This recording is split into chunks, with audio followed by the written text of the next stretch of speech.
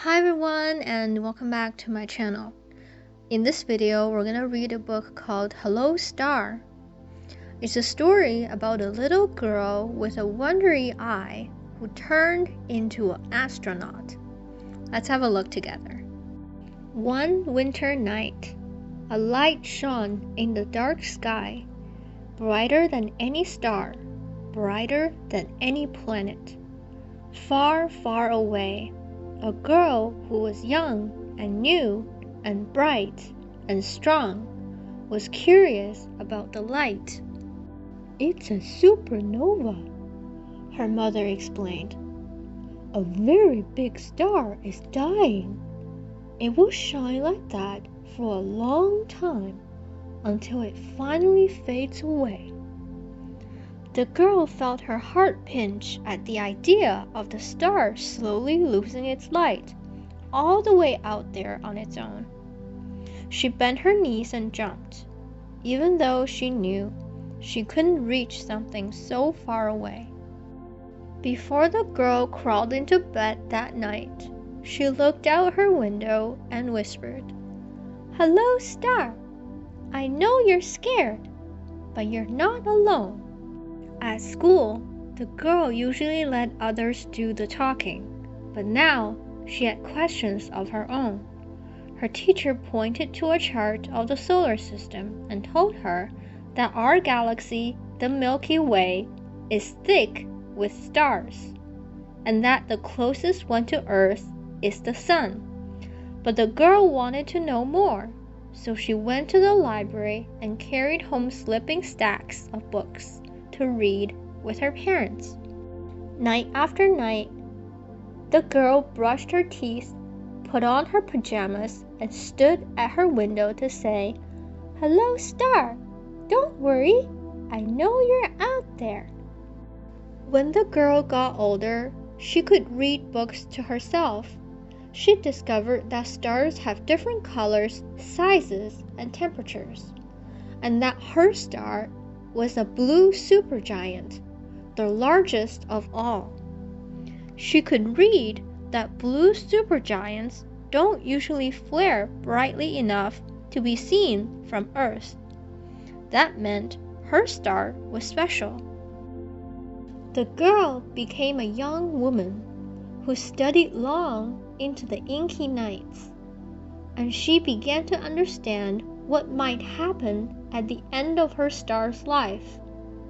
It could become a neutron star made of material so heavy that a teaspoon of its shimmering, blazing star stuff would weigh as much as a mountain.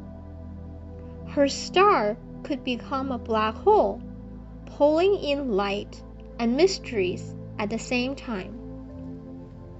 She longed to solve these mysteries, and she realized that reading and studying and watching from afar were enough for her.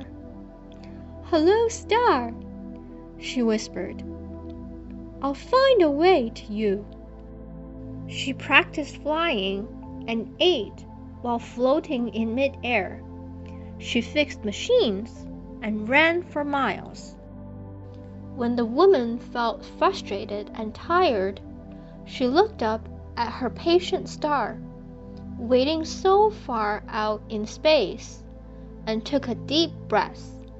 She knew from her careful calculations and from telescopes as big as an entire room that her star was getting dimmer. They were running out of time. So one night, after working harder than ever, she said, "Hello, star. I'm coming." Now other people listened to the woman because she knew a great deal about stars and planets and moons and space. She told them about the icy rings of Saturn and about Pluto's frozen heart.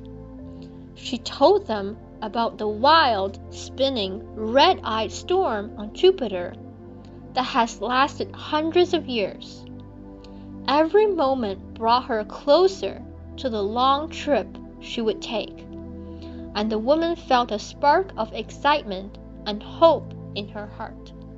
She zoomed through pale blue skies, zipped past plump white pillows of clouds, and flew far beyond Earth's atmosphere. She traveled along an endless velvet night that stretched itself in all directions, and she didn't stop until she was hundreds of thousands of miles away from home. On her first day in space, the woman took a walk by the light of the Earth. In the cold, dark silence, surrounded by 400 billion stars, she bent her knees and jumped. On the moon, she could reach higher than ever before.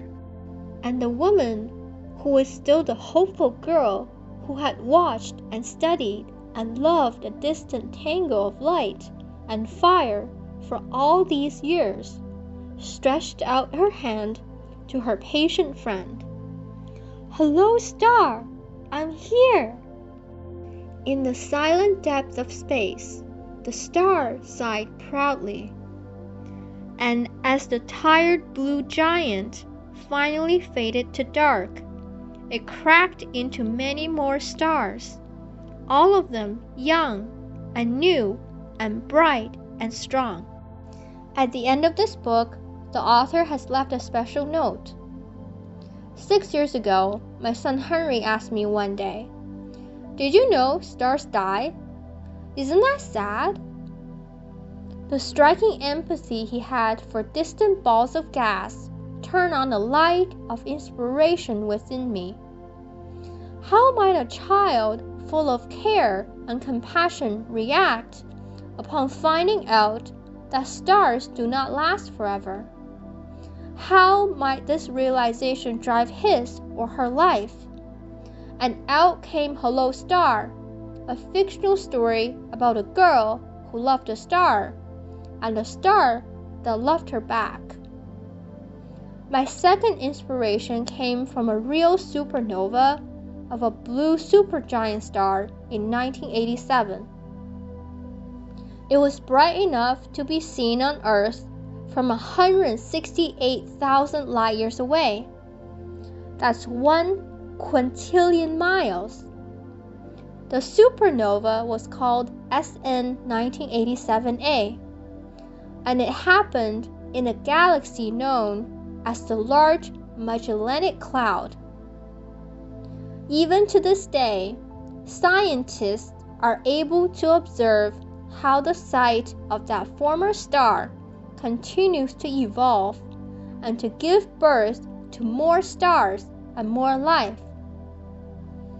While the girl in the story couldn't really have seen the final moments of her star's life from the surface of the moon, it's amazing to think that a star's life never really ends. It just becomes something new. Dr. Carl Sagan, a famous astronomer, once said, "We are a way for the universe to know itself. Some part of our being knows this is where we came from. We long to return, and we can, because the cosmos is also within us. We are made of star stuff." What he meant was that elements found inside every human body, inside you and me, originally came from a star that exploded a long time ago. These bits and pieces of star work together to make you young and new and bright and strong. Every day, ask yourself, what will I do with my star stuff today? Then go out and shine. To learn more about stars and supernovas, visit nasa.gov or head to the nearest library.